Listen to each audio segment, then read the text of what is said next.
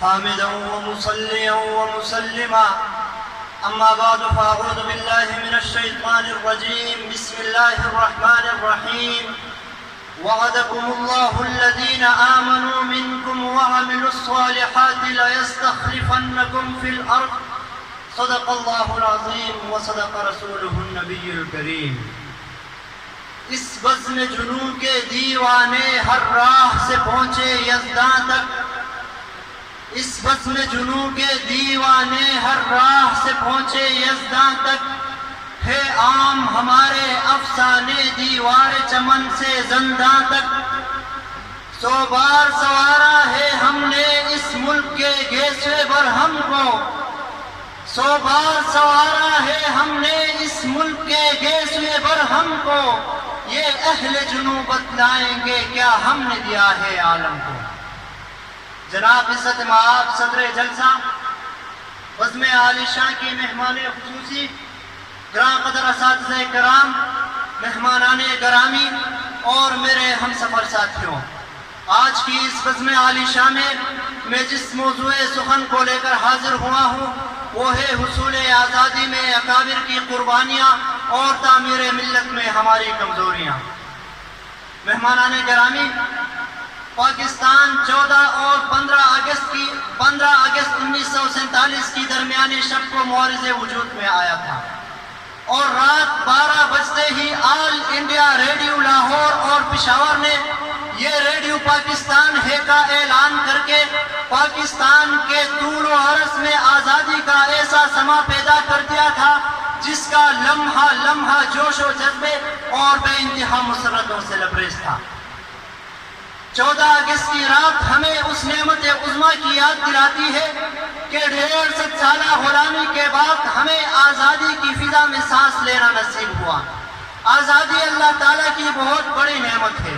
قرآن مجید میں بنی اسرائیل کو بار بار یہ انعام یاد دلایا گیا ہے کہ اللہ تعالیٰ نے تمہیں فرعون کی طوق غلامی سے نجات دی۔ فرعون نے بنی اسرائیل پر جو مظالم ڈھائے تھے، انگریز کے مظالم ہندوستانیوں پر اس سے کچھ کم نہ تھے، اور اہل ہند کا اپنے وقت کے سب سے بڑے فرعون کی غلامی سے نجات پانا بنی اسرائیل کی آزادی سے کچھ کم نعمت نہیں تھا۔ پیارے ہم وطنوں،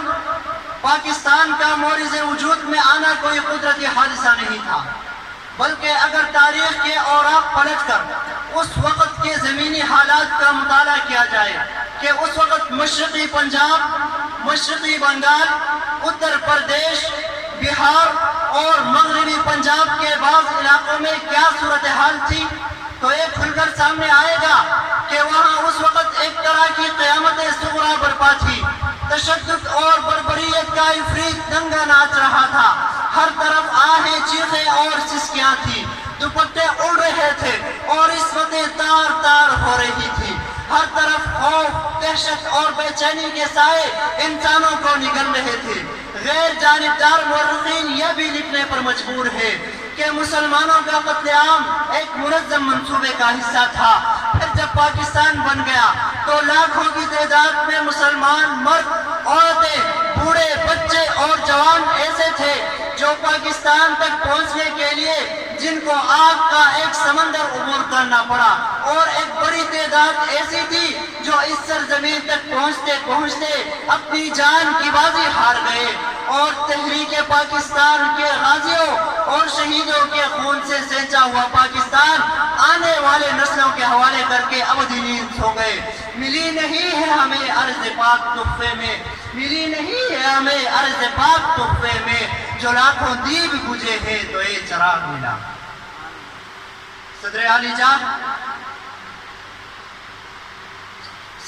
جاہ، ہم نے لاکھوں قربانیاں دے کر ملک تو حاصل کر لی، لیکن آج ہم نے اپنے مقصد حقیقی کو بھلا دیا ہے۔ ہم نے نظر پاکستان کی بنیادوں کی حفاظت نہیں کی۔ اگر پاکستان میں نفاذ اسلام عمل میں لایا جاتا تو کیا قومیت کے بت پروان چڑھتے جیسے آج کل قومیت کے بدبودار نعرے پروان چڑھ رہے ہیں؟ اگر پاکستان میں اسلام کا عادلانہ نظام ہوتا تو کیا امیر امیر تر اور غریب غریب تر ہوتا جاتا؟ اگر ہم شعائر اسلام کو مضبوطی سے تھام لیتے تو فرنگیوں کو قرآن کی بے حرمتی کرنے کی ضرورت کبھی نہیں ہوتی۔ اگر ہم نظریہ پاکستان کی بنیادوں کی حفاظت کرتے تو اندرا گاندھی کو کبھی یہ کہنے کا موقع نہیں ملتا کہ ہم نے دو قومی نظریے کو خلیج بنگال میں ڈبو دیا۔ اقتدار کے نشے میں مست حکمرانوں نے کبھی بھی قومی مفاد اور ملکی سلامتی کو مد نظر نہیں رکھا، یہاں تک کہ آزادی کے چند سال بعد ہی ملک کے پہلے وزیر اعظم اور جناب کے دست راست کو شہید کیا گیا۔ نااہل حکمرانوں کی ناکام سیاست کی وجہ سے افواج پاکستان کو مشرقی پاکستان میں ہتھیار ڈالنا پڑا، ملک دو لخت ہو گیا، سب باری باری قومی خزانے کو لوٹتے رہے۔ یہی نہیں بلکہ جو بنیادی پلیٹ فارم دیا گیا تھا کہ پاکستان کا مطلب کیا، لا الہ الا اللہ، اس پر کنفیوژن پیدا کیے گئے۔ اب بھی یہ پوچھا جا رہا ہے کہ قیام پاکستان کا مقصد کیا تھا، لیکن صدر عالی جان اس سوال کا جواب میں اور آپ دے سکتے ہیں یا وہ نسل دے سکتی ہے جس نے تخلیق پاکستان کے خاکے میں اپنے خون سے رنگ بھرا تھا۔ یہ ان کی روحوں کے ساتھ مذاق ہے، یہ ان کی قربانیوں کا مذاق ہے کہ جی آپ تو کٹ مرے، لیکن ہمیں سمجھ ہی نہیں آیا کہ آپ کا مسئلہ کیا تھا۔ وہ جو لٹے پھٹے سے قافلے جو وطن بنا کر چلے گئے،